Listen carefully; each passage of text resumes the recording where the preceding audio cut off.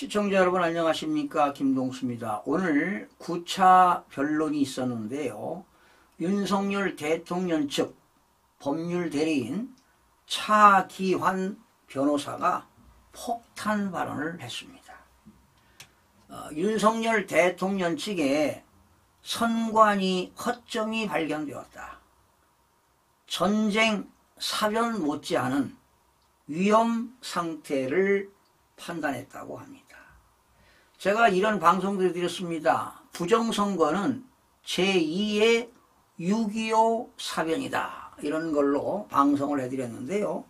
오늘 윤석열 대통령 측이 지금 부정선거는 전쟁, 사변 못지않는 위험한 상태다, 이런 걸로 헌법재판소에서 발언을 했는데요. 그 내용을 전문을 소개하겠습니다. 차기환 법률 대리인입니다. 선거망이 분리되어 있기 때문에 해킹은 절대로 일어날 수 없다고 장담에 장담을 했습니다. 그 장담을 믿고 지난 2021년, 2022년도에 대법원에서 대법관들이 판결을 했습니다. 그런데 그 당시 판결도 사실은 잘못되지 않았습니까? 위조 투표지가 엄청나게 쏟아져 나오고요. 일장기 도장도 뭐 1000장 이상이 나오고요.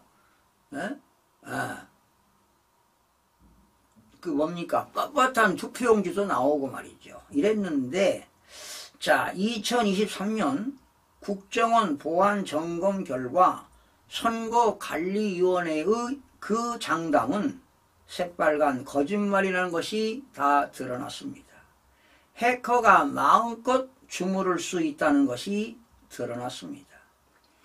뿐만 아니라 선관위가 친중국 성향을 드러내서 홈페이지에 자유민주주의 국가가 전혀 관계없는 자유민주주의 체제에 있어서 선거하고는 전혀 어울리지 않는 선거 공작, 정치 공작 책임자인 왕후닝을 홍보하는 영상을 올리고 중국인 등 외국인을 투개표 사무원으로 종사할 수 있게 한 상태에서 선거가 온전히 치러질 수 있다고 하는 것은, 그것은 연목구어라고 하지 않을 수 없습니다. 여러분, 연목구어 잘 아시죠?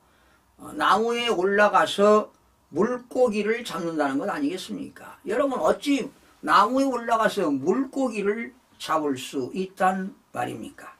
그 결과 드러난 것이 도태우 변호사가 방금 밝힌 수많은 이상한 투표지와 기이한 현상들입니다.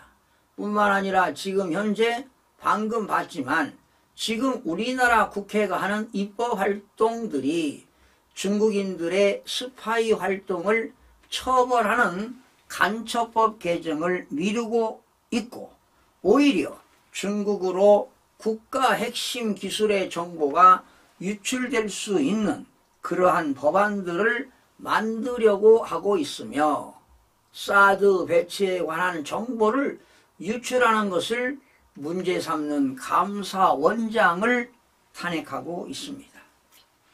이러한 상황을 다 종합해 보면 국정 전반을 책임지고 있는 대통령의 입장에서는 이게 전쟁이나 사변은 아니지만 그에 못지않은 중요한 위험한 상태이고, 그것을 국민들에게 직접 호소하고 알려야 한다는 생각을 하지 않을 수 없는 상황이라고 생각했습니다. 여러분, 우리나라 대통령 최고의 통수권자가 최고의 정보를 가지고 있습니다.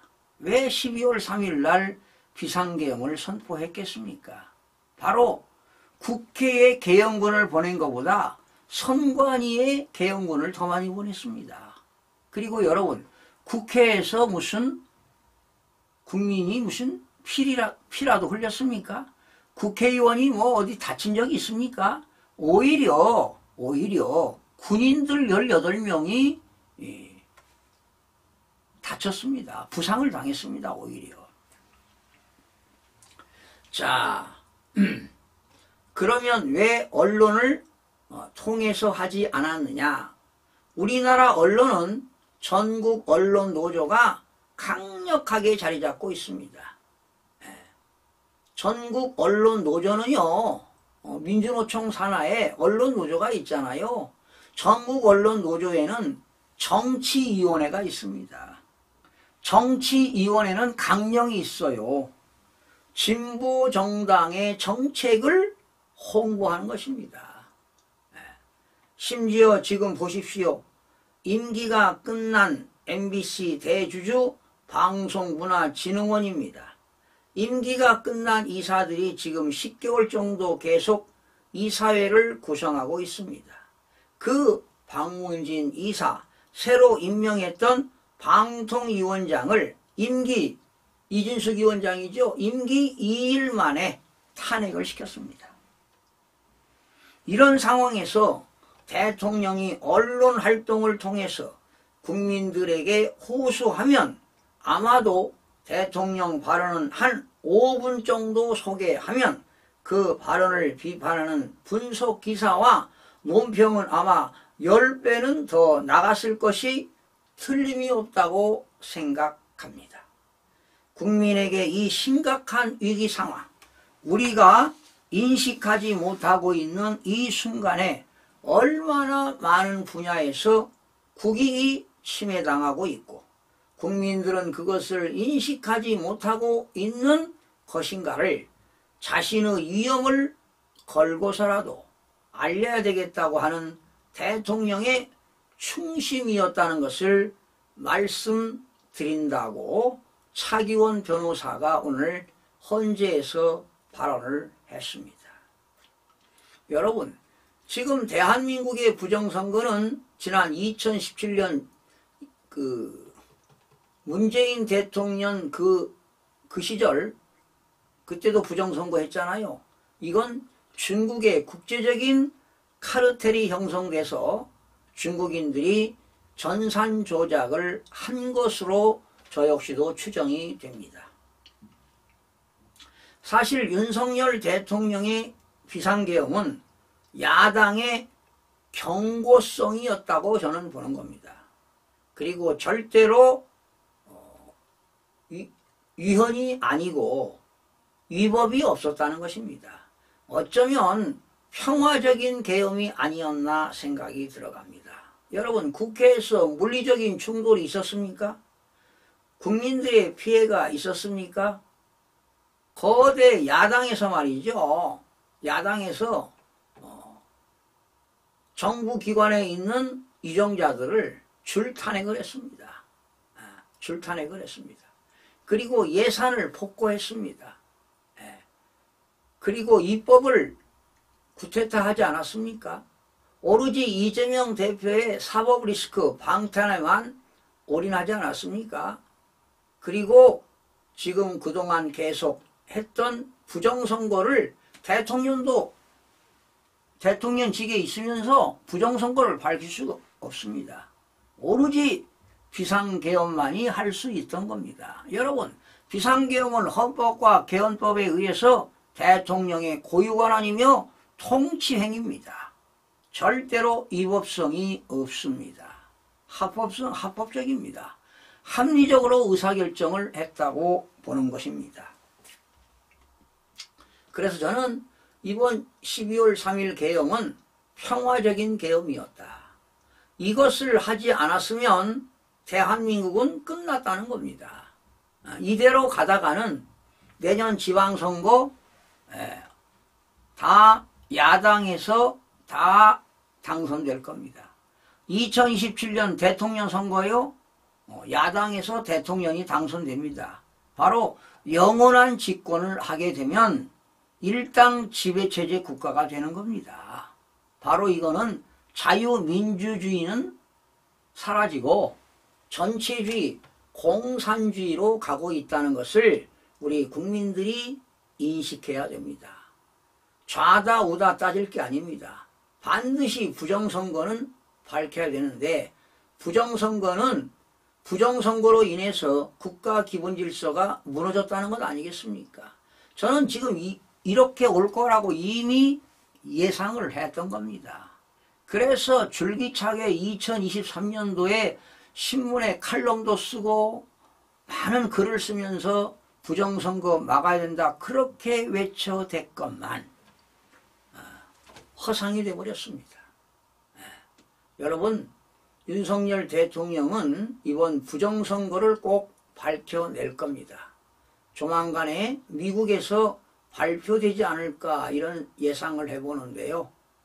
지금 스카이 데일리만 그 선거관리위원회에서 그 중국인들 압송해가지고 지금 일본 오키나와에 있고 일본은 미국의 하와이로 압송했다는 그런 기사를 소개해드렸는데요.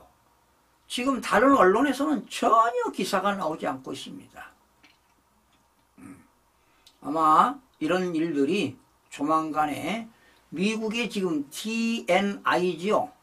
국가 그 정보국 그 상원 의원을 통과해서 인준이 됐잖아요.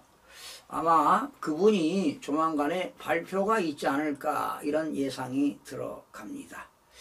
아마 지난 12월 3일은 평화적인 계엄으로 많은 국민들에게 깨우치게 했던 것이 바로 윤석열 대통령입니다. 천만다행인 것은 2030 심지어 10대들까지도 깨어나고 있습니다.